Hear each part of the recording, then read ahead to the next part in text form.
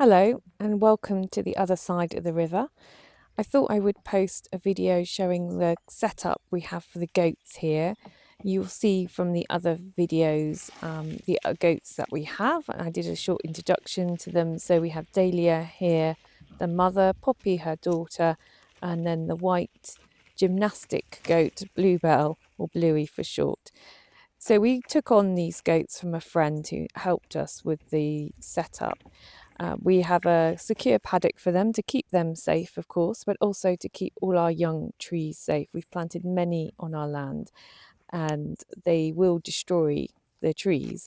They will just break and nibble them. So we've had to cage off the trees in the paddock.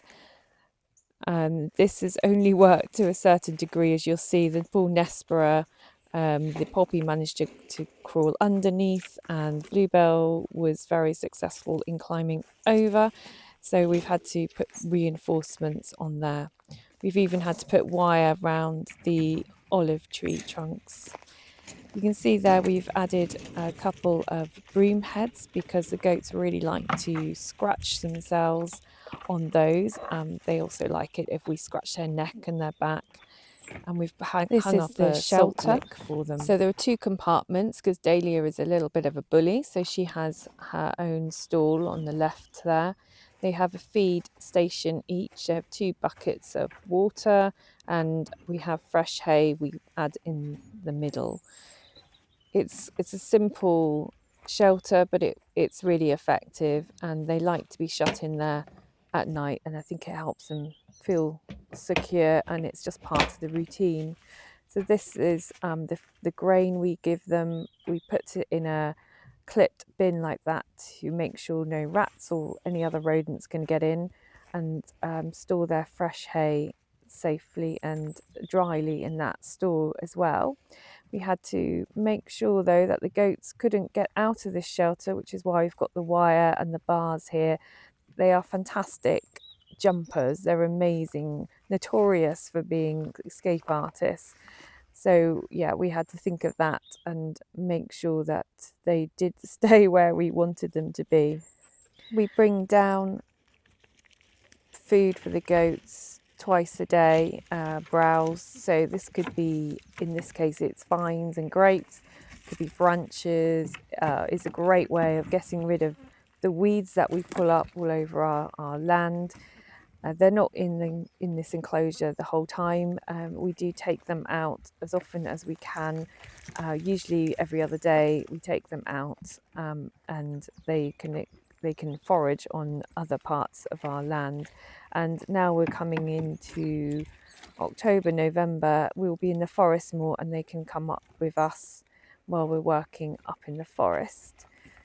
So there's surprisingly a huge number of things though that goats shouldn't eat. It was a learning curve for us because we've never had goats before, and yeah, you find out that unfortunately there are quite a few things that they shouldn't eat, though they seem to be fairly good at not eating those, that they selectively choose not to eat the plants that are toxic or bad for them. But we're very aware of this and keep an eye on where they're eating and what the plants are, and check that they do get that. Here they're being fed some apples. They absolutely adore apples. You have to cut them up because a whole apple is too big and it just gets stuck in their mouth. It's quite funny, but not very good.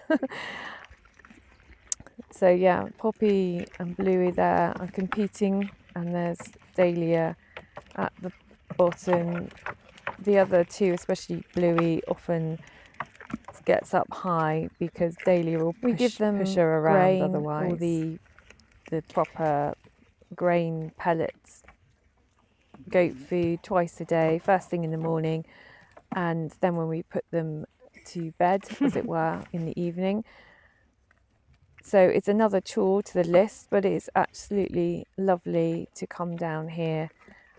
So peaceful. They're similar to chickens. They have a very calming effect. The goats are always happy to see us in the morning. They stand up on their hind legs, peering through the shelter, bleating, demanding their food. So I hope you enjoy watching the goats, and I'll continue to share snippets of their life with you. So please subscribe and enjoy some goat time.